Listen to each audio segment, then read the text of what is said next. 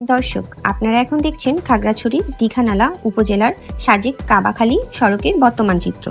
এর আগেও এই সড়কে পানি উঠেছে, তবে সাধারণত টানা 2-3 দিন কিংবা 4-5 দিনের ভারী বর্ষণের পর নিম্ন অঞ্চলে পানি জমে পরিস্থিতির অবনতি হতো, কিন্তু এবার মাত্র 3 ঘন্টার টানা ভারী বর্ষণেই দীঘানালার বিভিন্ন অঞ্চল প্লাবিত হয়েছে।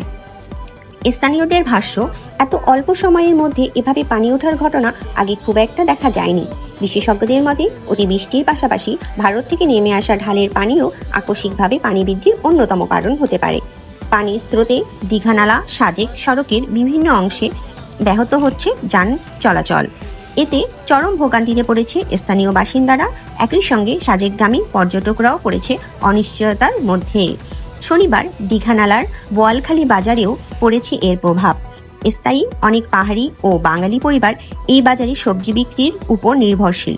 প্রতিদিন আয় করে যাদের সংসার চলে, আকস্মিক এই পানিবন্দী পরিস্থিতিতেও আরও পড়েছে চরম দুশ্চিন্তায়। বাজার স্বাভাবিক বেচাকেনা ব্যাহত হওয়ার, অনেক সবজি নষ্ট হওয়ার আশঙ্কাও রয়েছে। ফলে একদিকে যেমন যোগাযোগ ব্যবস্থা ব্যাহত হচ্ছে, অন্যদিকে ক্ষতির মুখে পড়েছে নিম্ন ও মধ্যবিত্তর বহু পরিবার।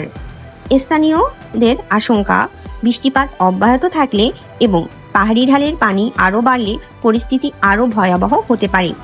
প্রশ্ন উঠেছে, মাত্র কয়েক ঘন্টা বৃষ্টিতে যদি এমন পরিস্থিতি তৈরি হয়, তাহলে আগামীতে আরও ভারী বর্ষণ হলে দীঘানালার মানুষ কতটা নিরাপদ থাকবে?